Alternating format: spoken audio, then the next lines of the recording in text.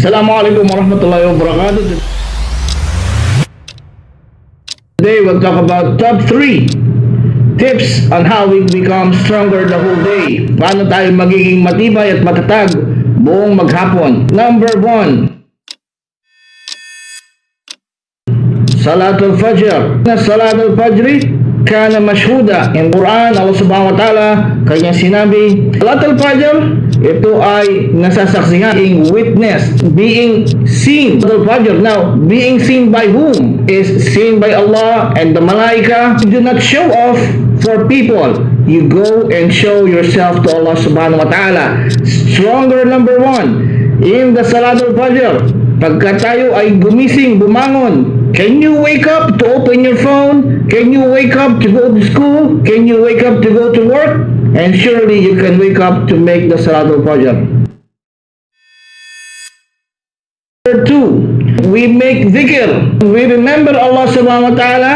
That goes back to us to becoming stronger. Ala bi dhikrillahi tatma'innul qulub. Isn't it that in remembering Allah is when the hearts find rest? Kapag alaala sa Allah, doon natatagpuan ng mga puso ang kanilang kapanatagan. Remember Allah more than anything else. You get to scroll a lot of things. You get to view and watch a lot of things. But then, do you remember Allah while besides this, maalala mo ba ang Allah sa maraming bagay na yung ginagawa? Do not forget, you put yourself into habit. Remembering Allah subhanahu wa ta'ala makes you even stronger. Palalakasin kayo nito, lalo pa. Number 3 is when we give sadaqah. Kapag tayo ay nakakapagbigay ng sadaqah. When we give charity, charity goes back to us. Ito ay bumabalik sa atin. In the hadith, Rasulullah sallallahu alaihi wasallam, he said, as-sadaqatu tutfi'ul khati'ah kama yutfi'ul al-ma'u an-nar.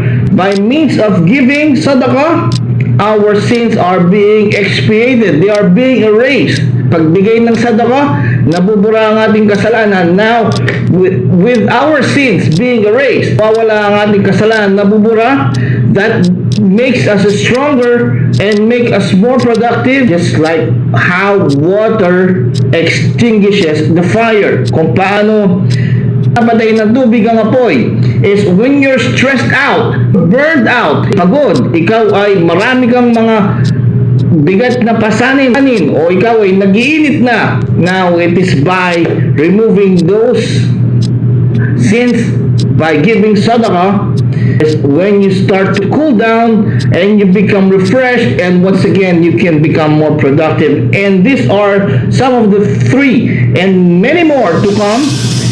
I'll see you again next time. Wassalamualaikum warahmatullahi wabarakatuh.